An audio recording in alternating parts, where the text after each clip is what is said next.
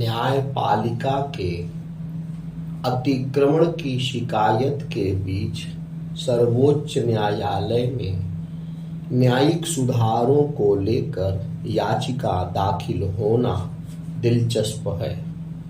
चूंकि सर्वोच्च न्यायालय ने इस याचिका को स्वीकार करते हुए विधि एवं वित्त मंत्रालय को नोटिस जारी कर उनसे 6 सप्ताह में जवाब देने को कहा है, इसलिए ऐसी प्रतीति होनी स्वाभाविक है कि शीर्ष अदालत न्यायिक सुधारों की दिशा में आगे बढ़ने को लेकर गंभीर है। इस याचिका का निपटारा चाहे जैसे हो, देश इस नतीजे पर पहुंचने के लिए विवश है कि न्यायिक सुधारों की पहल का नतीजा सिफर है। न्यायाधीशों की नियुक्ति से संबंधित कानून खारिज होने के बाद न्यायिक सुधार की उम्मीद और भी कम हुई है।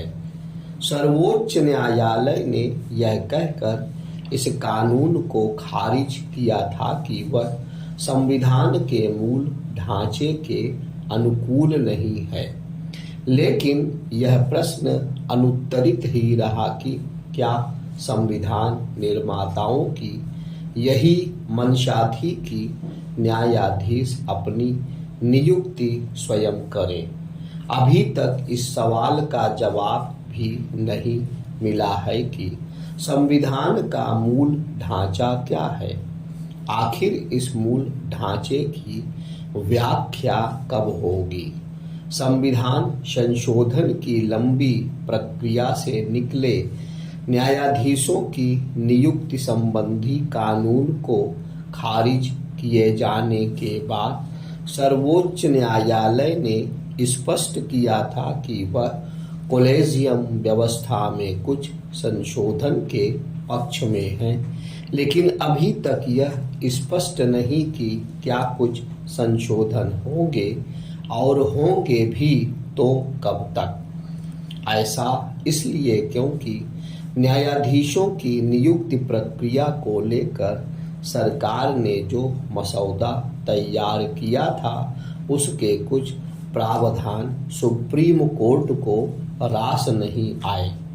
पता नहीं सरकार अपने मसौदे को कब तक फिर से संशोधित करेगी और उससे बात बनेगी भी या नहीं। जो भी हो, यह लोकतांत्रिक तौर तरीकों के अनुकूल नहीं कि न्यायाधीश ही न्यायाधीशों की नियुक्ति करे। जब विकसित लोकतांत्रिक देशों में ऐसा नहीं है तो भारत में क्यों होना चाहिए?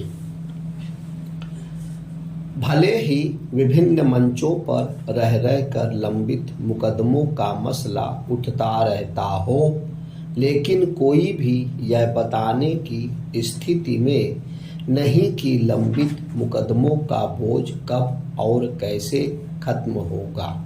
इसका कोई मतलब नहीं कि न्यायपालिका, विधायिका और कार्यपालिका के स्तर से देश को केवल यह सुनने को मिलता रहे कि लंबित मुकदमों का बोझ एक बड़ी समस्या है। यह समस्या तो पिछले 3 दशकों से बरकरार है। न्यायिक सुधारों के मामले में विधि आयोग की सिफारिशों को लागू करने, न्यायाधीशों की संख्या बढ़ाने और भारतीय न्यायिक सेवा शुरू करने जैसे जो तमाम सुझाव वर्षों से दिए जा रहे हैं, वही गत दिवस दाखिल की गई याचिका में भी दिए गए हैं।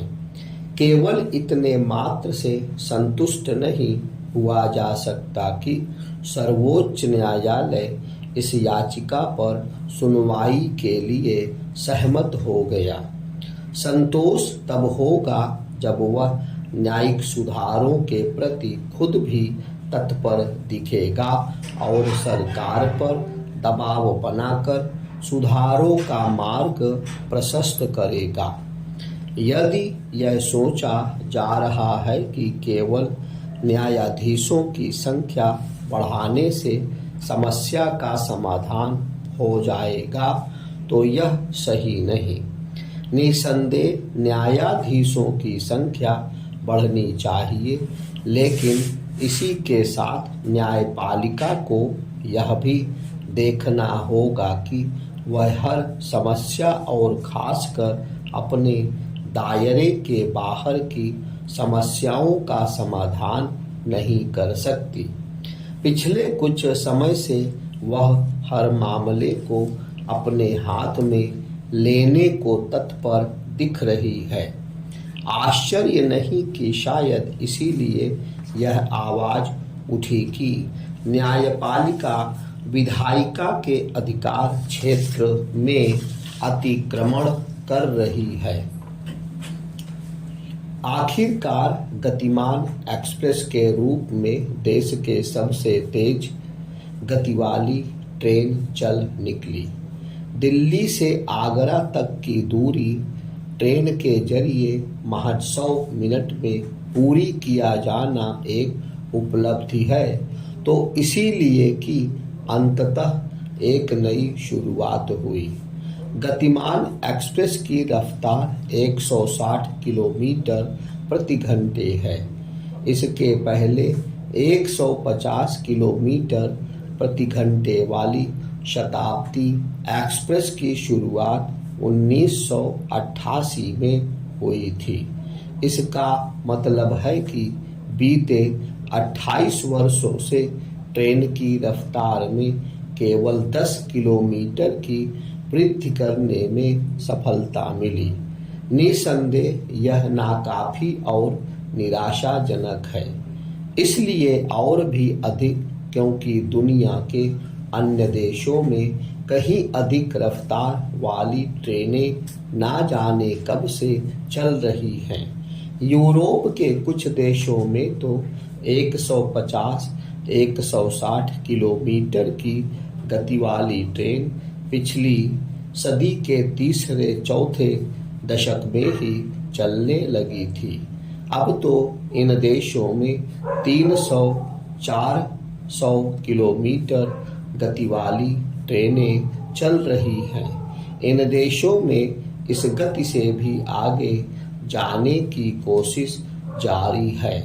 क्या यह हमारी सुस्त रफ्तार वाली तरक्की का नमूना नहीं कि जब कई देश अपनी ट्रेनों की गति 400-500 किलोमीटर प्रति घंटे से भी ज़्यादा करने में लगे हुए हैं, तब हम केवल 160 किलोमीटर रफ्तार वाली ट्रेन पर खुशी मना रहे हैं।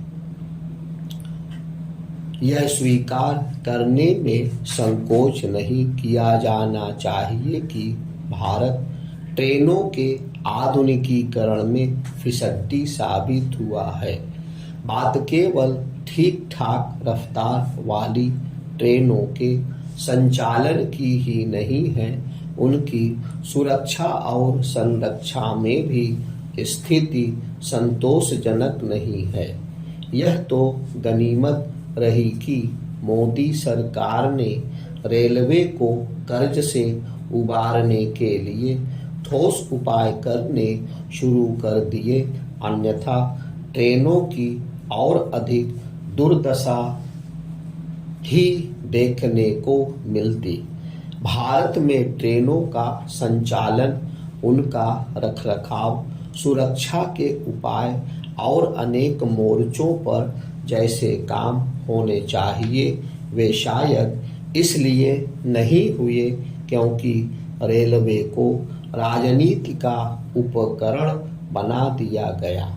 यह आवश्यक है कि ट्रेनों का संचालन शुद्ध व्यावसायिक आधार पर किया जाए और उनके आधुनिकीकरण में आवश्यकता से अधिक जो देरी हुई उसकी यथासंभव भरपाई की जाए।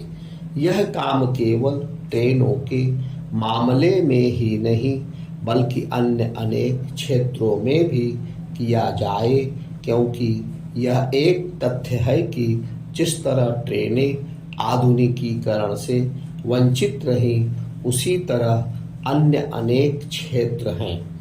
यह तब है जब विज्ञान और तकनीक से संबंधित कुछ क्षेत्रों में भारत ने अद्भुत सफलता हासिल की है। मंगल अभियान तकनीकी श्रेष्ठता का प्रमाण है ही। अंतरिक्ष विज्ञान के अतिरिक्त मिसाइल टेक्नोलॉजी में भी भारत ने उल्लेखनीय काम कर दिखाया है, लेकिन कोई नहीं जानता कि ऐसा काम ट्रेनों के मामले में क्यों नहीं हुआ और आधुनिक हथियारों के निर्माण और अन्य अनेक मामलों में। बतौर उदाहरण, कृषि से जुड़े जो भी उपकरण हैं, वे आधुनिकीकरण से कोसों दूर है। समय के साथ रफ्तार पकड़कर ही देश की चहुमुखी प्रगति सुनिश्चित की जा सकती है। यह आवश्यक है कि जो भी क्षेत्र आधुनिकीकरण से दूर हैं, उन पर गंभीरता से ध्यान दिया जाए और ऐसा करते समय छोटी मोटी उपलब्धियों को ही पर्याप्त न मान लिया जाए।